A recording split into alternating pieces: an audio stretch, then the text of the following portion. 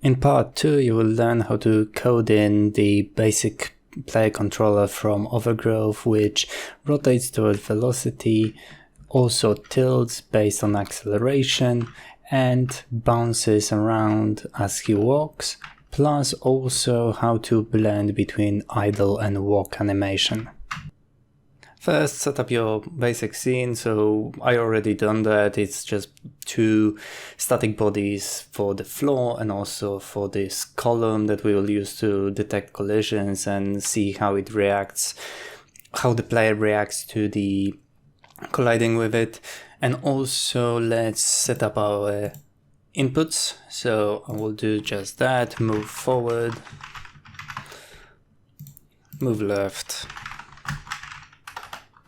move left, move right, move back, and let's assign the keys.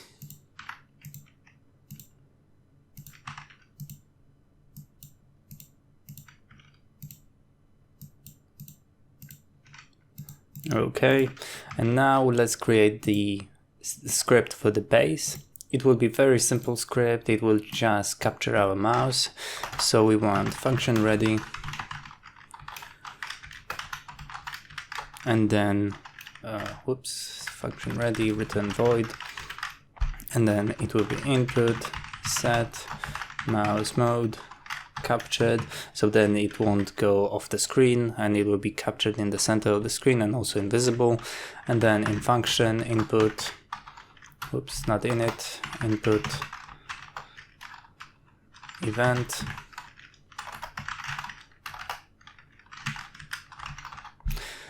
which will return void. We want if event is action pressed. We want UI cancel, so escape. We want set input is action just pressed. No. Input set mouse mode to visible. So then if we press escape, we can control the mouse again.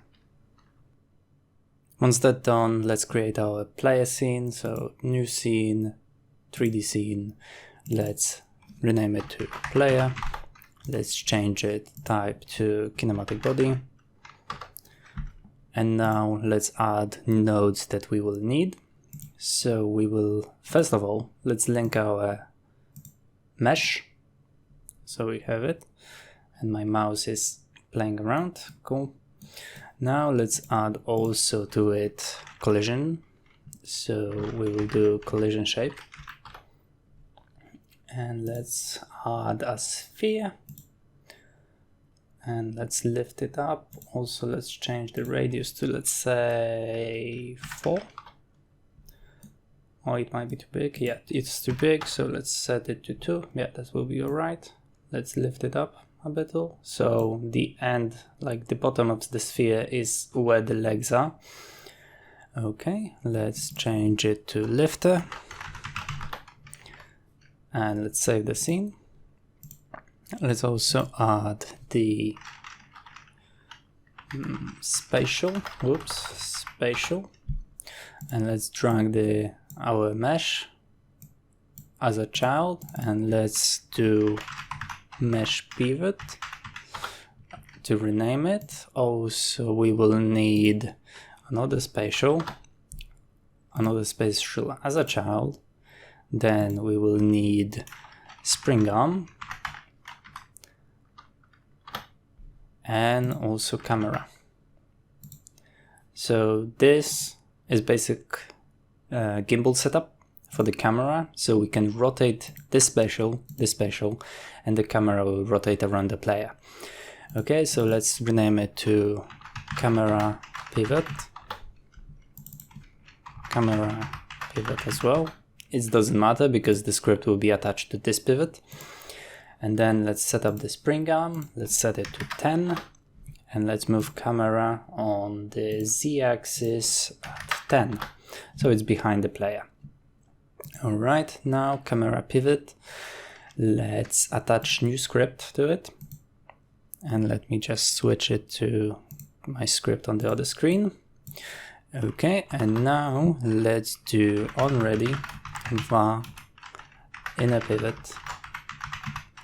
We want type spatial, and we want grab camera pivot. Then create new variable mouse sensitivity. Let's set it to float and let's set it to 0.1. Then we want function input event return void. We want if event is input event mouse motion. So we taking how much mouse moved around the screen. We take that information and we'll apply that to the rotation of each pivot individually. So then we will do rotate Y. So we rotating now on the Y-axis the first pivot, and it will be degree to radians, and then it will be minus event relative x times mouse sensitivity. Okay, now we want to rotate on on x-axis the inner pivot. So we will do inner pivot rotate x degree to radians minus event relative y times mouse sensitivity. So this allows us to rotate the pivots individually, and the camera will always, the player will stay always in the center of the camera.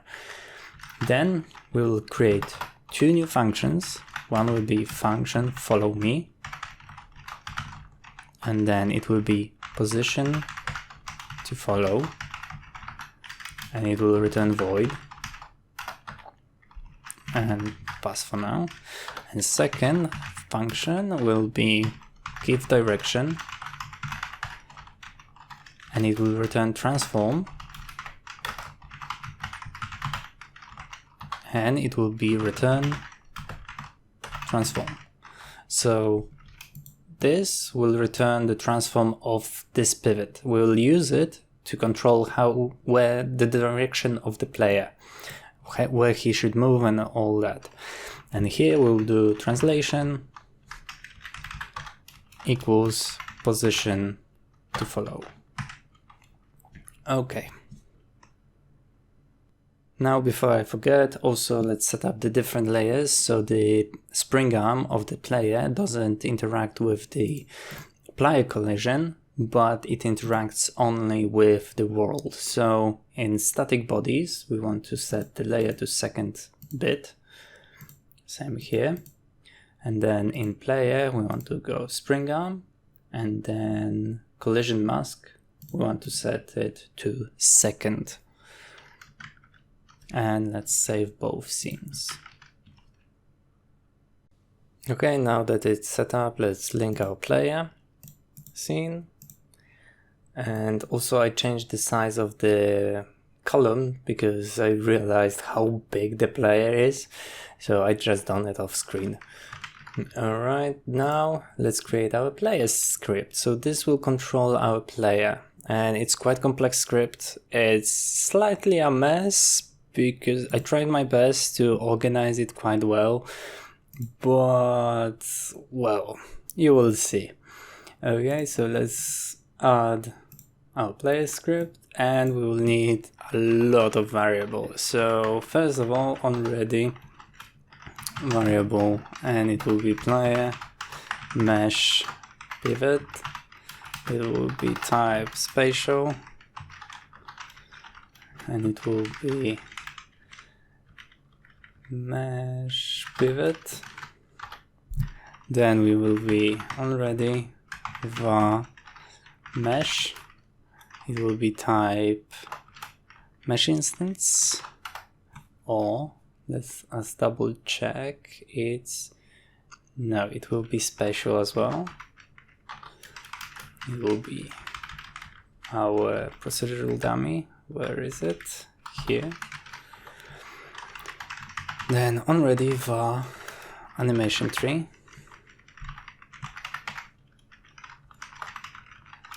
And it will be animation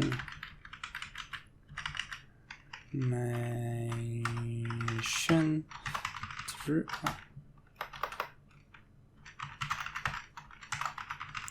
Animation tree, and let's grab it from here.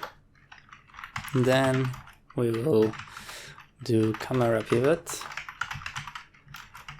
and let's do spatial as well, and it will be camera pivot. Okay, now we'll do camera offset, and it will be vector 3, and it will be vector 3, 0, 6, 0. This is basically to make sure camera doesn't follow at the feet but slightly up. And then bar camera transform, it will be type transform. Right, and now the other variables. And now direction, forward axis, vector 3,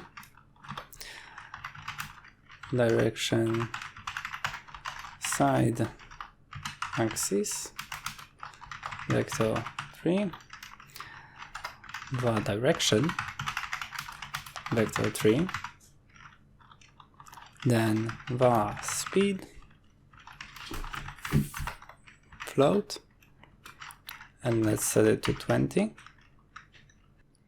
Sorry for that jump cut, my cat decided to use his litter box in the middle of the recording. Okay, let's then continue. Var velocity, it will be vector 3. We want last velocity, vector 3. We want also acceleration, vector 3. We want tilt,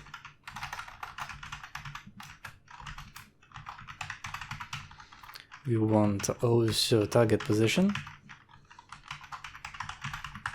of type vector 3.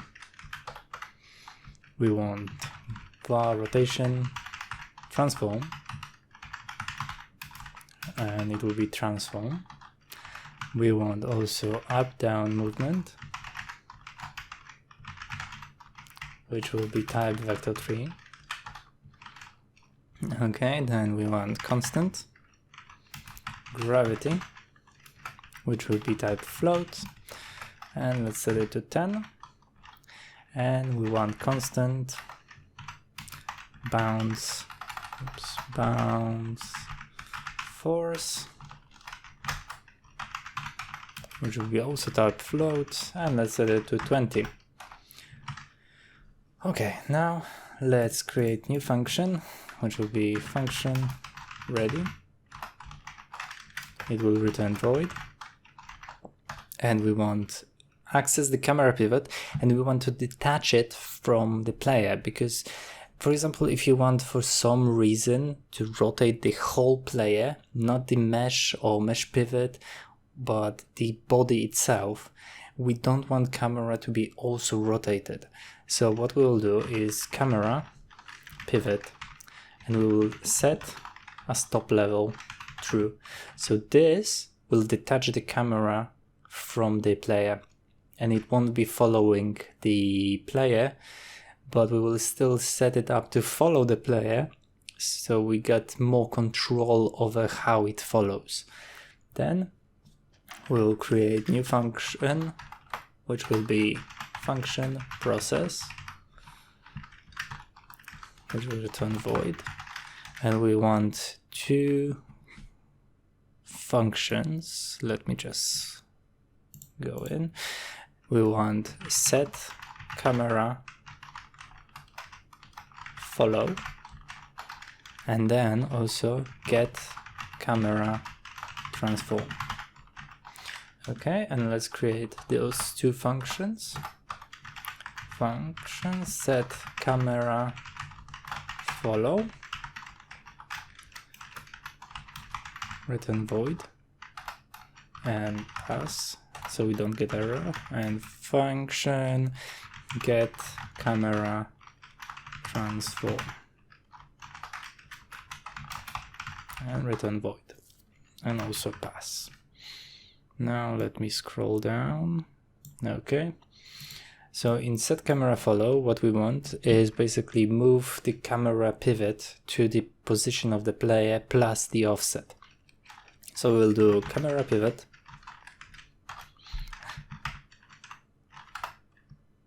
and we will call follow me, and we will use translation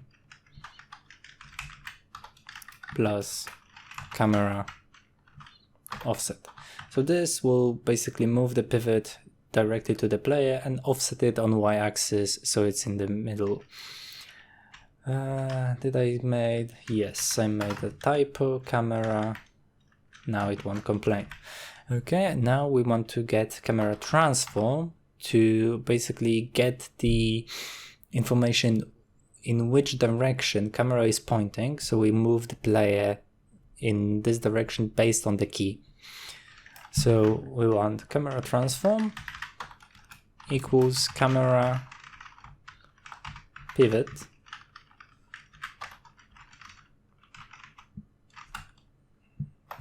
camera pivot get direction.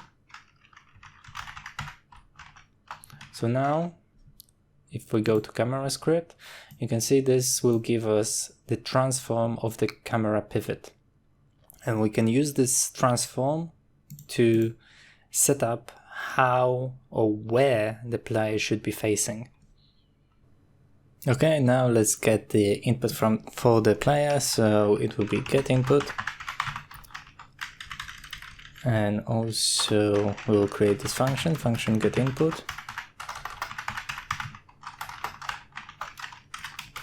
return void, and now we want to basically access based on what buttons player pressed. We want to get the direction he wants to go. So we will do direction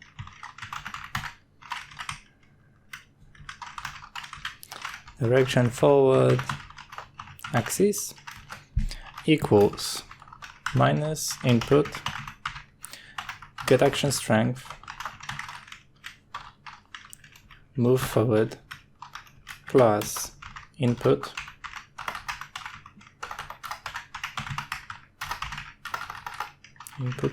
get action strength move back. And now we want to camera multiply it by camera transform basis z. So this line will give us vector on z-axis, which is forward axis based on the camera transform. So if we rotate the camera pivot, it will always be forward or where the camera is facing. After that, we want direction side axis equals minus input get action strength move left plus input get action strength move right. And now time camera pivot basis x. So that line will give us direction on left and right based on the camera facing. And then we want to combine both, so we will do direction equals open bracket direction forward axis plus direction side axis normalized. So now we're normalizing it, so if player want to move diagonally, he basically won't speed up suddenly. So yeah. Okay, and now let's just test it. So let's do function physics process, and let's do move and slide and it will be direction times speed. Okay, and now let's run the base scene, and I got error. Okay, camera pivot, camera transform it should be. Okay, now it will work. So now we can rotate the camera around the player, and you can see it moves where we're pointing the camera. Okay, let's also move the move and slide to separate function. So we'll create function move, and it will return void. And let's move and slide, copy it. Okay, and now here let's do move. And now what we want to do, we don't want player to suddenly be at the max speed. We want to slowly build up the speed based on how player, like the direction of the player movement. So we want to calculate the velocity the player goes. And we will do that by creating a new function, calculate velocity, and we will pass delta through it, and we will return void.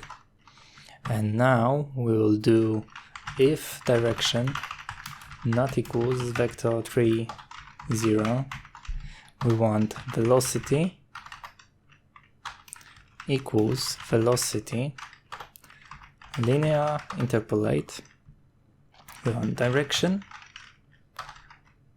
times speed, and then we want this value is for this specific character, so you might mess around with it, but I found 3 works best, times delta. So this will slowly build up the speed up to the maximum speed, and then if player is not pressing any buttons, so if direction is 0, then we want velocity equals velocity linear interpolate, it will be vector 3, 0, and it will be also 3 times delta.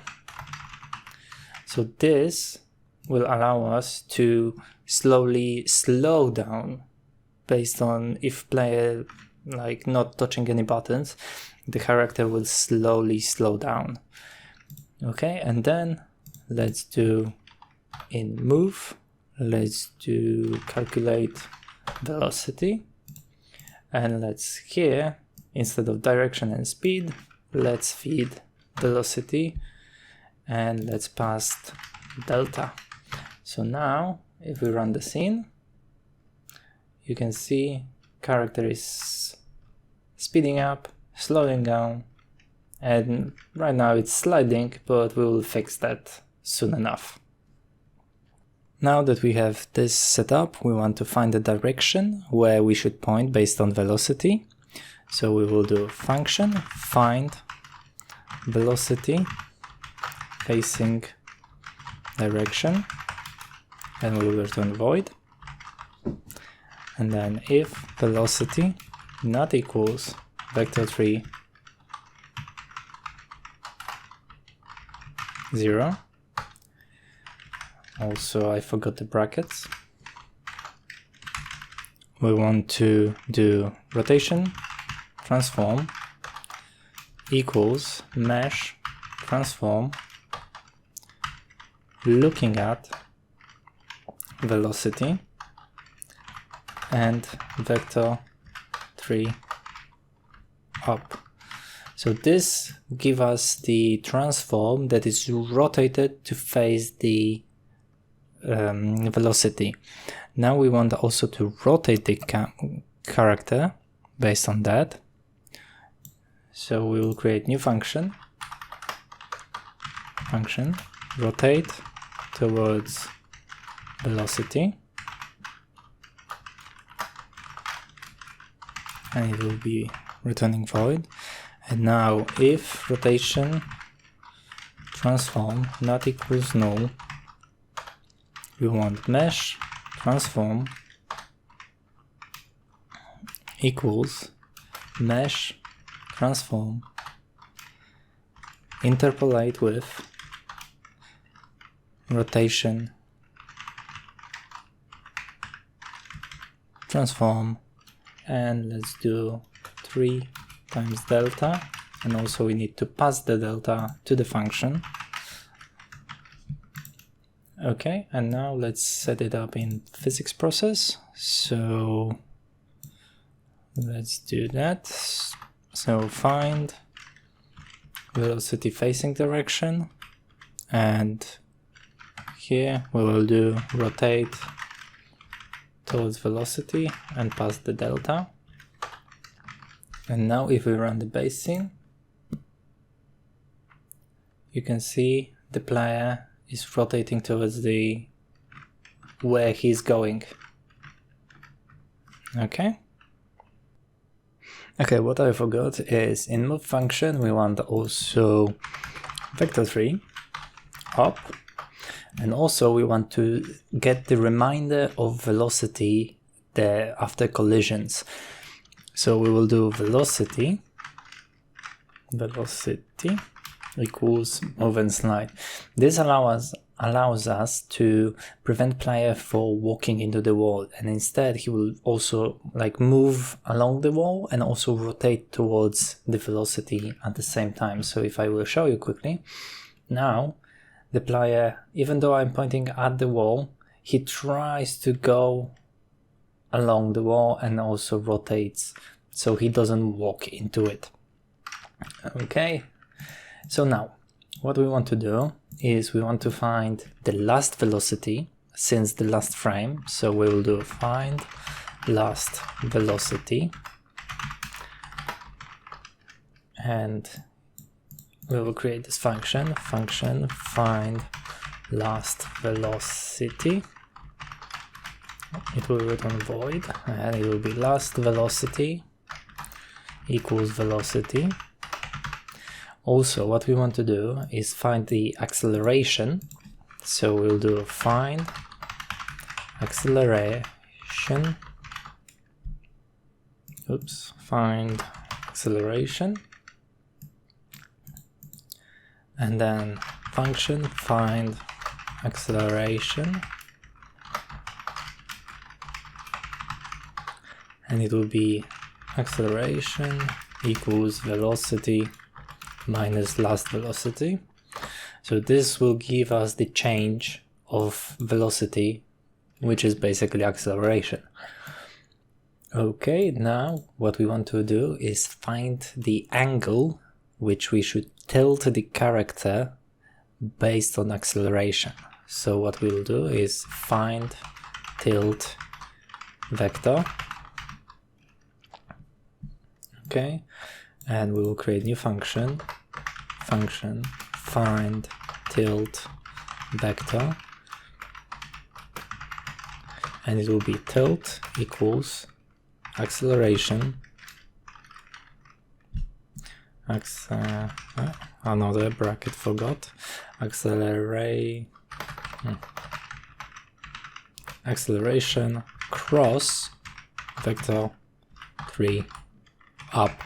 So this will give us the angles we should rotate the character based on the acceleration. And now we will basically rotate the player to face the tilt. So it will be new function rotate towards acceleration. We will pass delta to it and return void, and then if tilt not equals null, player mesh pivot rotation equals lep player mesh pivot rotation tilt 3 times delta. And in our physics process, we'll do rotate towards acceleration. So now if we run the scene, didn't pass the delta. If we run the scene, you can see character is tilting, but he's doing it in completely wrong direction. And also there is this happening. So let's fix that. And basically we'll inverse the tilt. So then if we run scene again, you can see it's facing the right way, but it's quite strong, so we don't want that. So what we will do, we will divide the tilt by, let's say, 5. And now it's nice, gentle, and not so, well, wild, let's say. And also, like, if he moves and if we turn the mouse, he will also lean, just like a vehicle, really. Okay, now we want to do just a few things. We want to, first of all, blend between idle and walk, so as character speeds up, he also blends to the walk. And that's the one thing. The second thing, we want to apply the gravity and also add some bounce to the, as the player moves, he will bounce slightly. So let's create new function, blend idle walk, and it will be animation tree, parameters, walk blend, blend amount equals velocity length divided by speed. So this will give us the value between 0 and 1 that will then access the blend, and it's set up the blending between idle and walking. Okay, now let's do apply gravity function, apply gravity. Let's return void, and let's do if not is on floor. On floor, we want up down movement y minus equals gravity times delta, and we want to pass the delta. Okay, and now we also want move and slide, up down movement, vector 3 up. Okay, so now if we will play the scene, the character, okay, what I done wrong. We are not calling those functions. So blend, add a walk, and also here apply gravity. So now if we do it, you can see player is in idle, but as I move, he blends to the walk, and also depends on his speed, he will blend slightly less. Okay, and now the only thing we want to do is add bounce to the step. So as the character goes, he will bounce along. And this we will do in semi-procedural dummy. We'll add a new script to it, and it will be a very simple script. It will be just signal,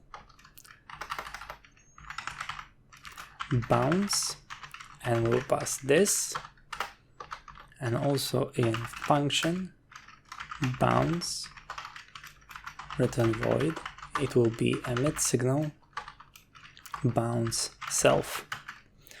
Okay, in player, then we'll connect that signal. So in ready function, we'll do mesh connect bounce self on bounce.